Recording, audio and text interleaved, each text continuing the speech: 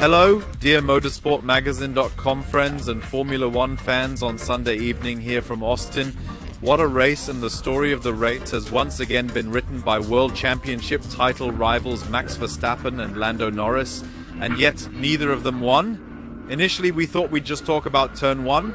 It unfolded as expected. Norris was on pole, Verstappen second. The champion made a tough move in turn 1, leaving Norris hanging on the outside.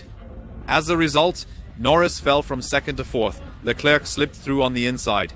The laughing third, we'll talk about him later. But then it looked like, yes, that was the scene of the race. Not so fast. Verstappen and Norris met each other again 52 laps later. Norris, having stayed out longer, effectively executed the overcut and then caught up to Verstappen with much fresher tyres. The Red Bull driver had issues on the hard tyres. The Red Bull was surprisingly weak in race trim. Very few people would have expected this. The McLaren isn't as quick as the Ferrari, but it is faster than the Red Bull. With fresher tyres, Norris was clearly in control and put pressure on Max Verstappen. Then came lap 52. He had already tried it a few times before on lap 52 in turn 12 on the outside, but Verstappen said, no, not this time. He pushed Norris out wide. Both drivers went off the track, but Norris kept his foot down on the gas and passed on the outside. Then the stewards quickly reported that the whole scene was being investigated.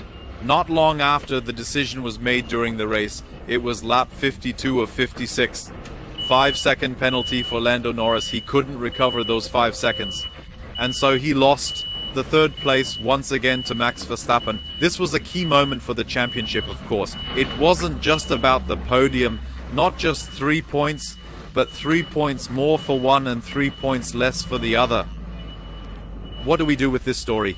The steward said, well, Lando Norris earned an advantage by going off the track, leaving the track and gaining an advantage, as they like to say.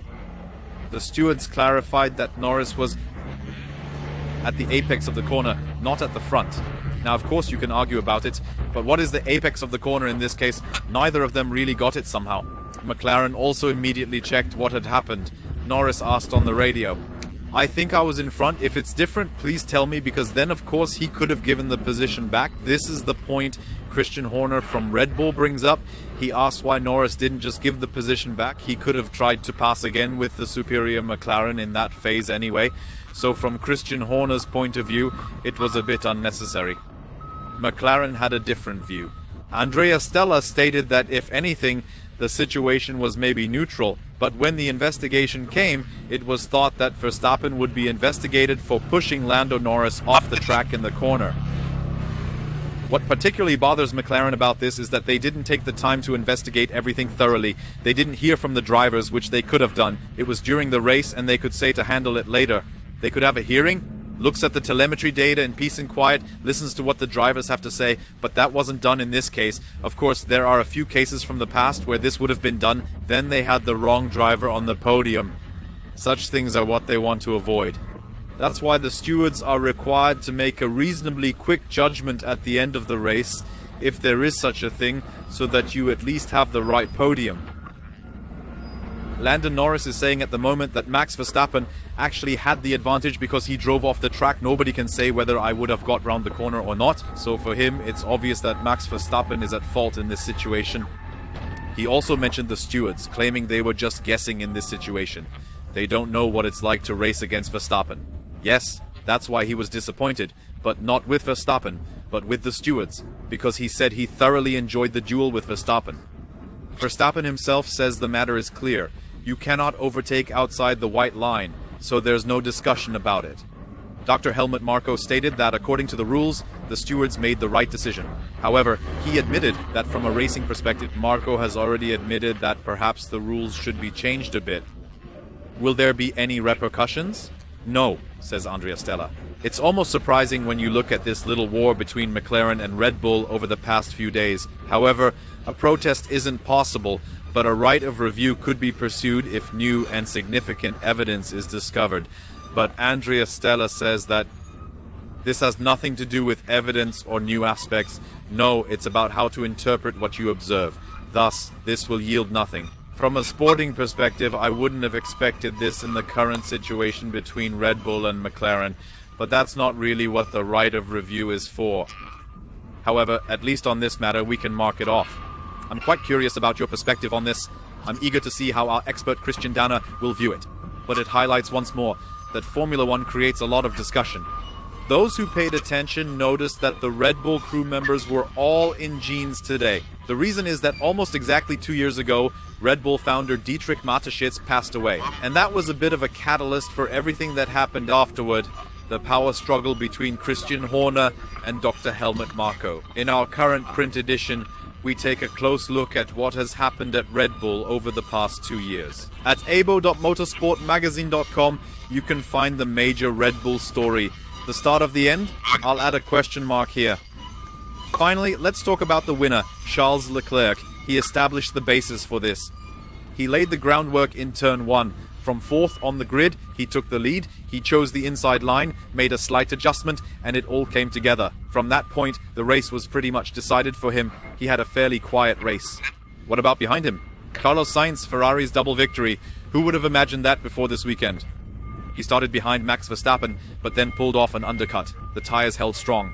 Surprisingly, it was a one-stop race for almost everyone. Nobody expected that, especially Pirelli.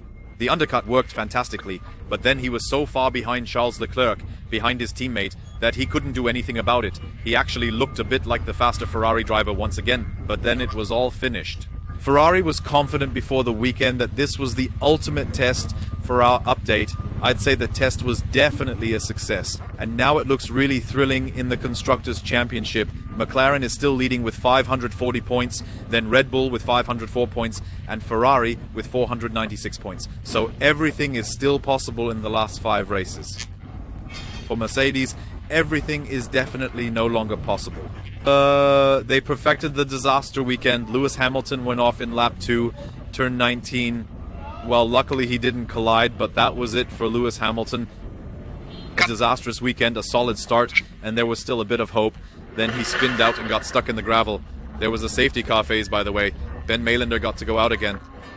Russell at least managed to salvage something. By the way, he had to come from the pit lane. They had to start, even though it wasn't about the specification. The damage was so great that they had to revert to the old specification due to insufficient parts. It was a major conversion project, and that's why there was no time left before the cover had to go on the car. That's why the car park agreement was broken, not because of the specification. That's why he had to start from the back with the old package. However, it worked surprisingly well. He finished in 6th place and even overtook Sergio Perez. He stated that today they had a car that could have been on the podium. But well, the Mercedes is just like that, sometimes good, sometimes not. Let's wrap up with the youth at the end of the video. They really delivered today. Liam Lawson in his first race, his comeback race, if you will. Starting from 19th for the Racing Bulls, he drove up 9 positions due to the engine penalty and scored 2 important points for the team. A solid performance from him. And with that, he made Yuki Tsunoda seem a bit older. The Japanese driver questioned how it was that he was now behind him. Of course, strategically the Racing Bulls and Lawson did a slightly better job than they did with Tsunoda, but it was still a really strong performance. Tsunoda also spun later on. And yes, this is definitely an interesting dynamic within the team, which will now be interesting because of the team's internal dynamics. Franco Colapinto, he has surprised us once again. Once again surprised, then perhaps it's no longer a surprise, but a solid performance from the Argentine in the Williams, finishing in 10th. He also made his teammate look old. Alexander Elba had a minor error in his 100th Grand Prix. Because of this, he couldn't make an impact early in the race, but this creates a situation that will be very exciting now. Lawson is shining while Perez is 40 seconds behind his own teammate.